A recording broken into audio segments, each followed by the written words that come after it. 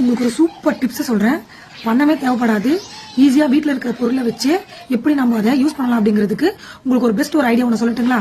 நீங்கள் உங்கள் வீட்டில் அடுப்பு பற்ற வச்சு சமைக்கும் போது மறந்து ஏதோ ஒரு வேலையாக போனதுக்கப்புறம் உங்கள் வீட்டு பாத்திரம் இந்த மாதிரி மாறி போச்சா, இதை கழுவே முடியலையா, பாத்திரம் வீணாயிடுமோன்னு கவலையாக இருக்கா? Don't worry.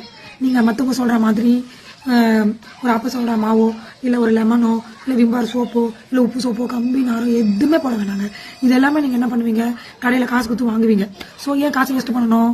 ஸோ சிம்பிளாக ஒரே ஒரு ஐடியா உங்களுக்கு நான் சொல்கிறேன். உங்கள் வீட்டில் ஒரு நல்ல ஒரு குட்டி சேரோ ஒரு கல்லோ போட்டு உட்காந்துக்கிட்டு இந்த பாத்திரத்தை ஒரு கையால் இருக்க பிடிச்சிக்கிட்டு வீட்டுக்கிட்ட அப்படியே கண்ணை மூடியோ இல்லை கண்ணை திறந்து அப்படியே தேடி பார்த்தீங்கன்னா இந்த மாதிரி ஒரு கல், செங்காங்கல்லோ இல்லை வீடு இடிச்ச கல்லோ இல்லை கடை போடான கல்லாக இருக்கும்.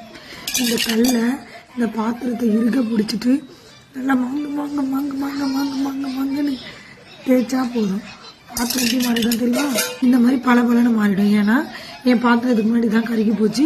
எல்லாமே ட்ரை பண்ண எதுவுமே ஒர்க் அவுட் ஆகலை. இந்த கல் மட்டும்தான் ஒர்க் அவுட் ஆகுச்சு. சரியா? பாய் பாய்.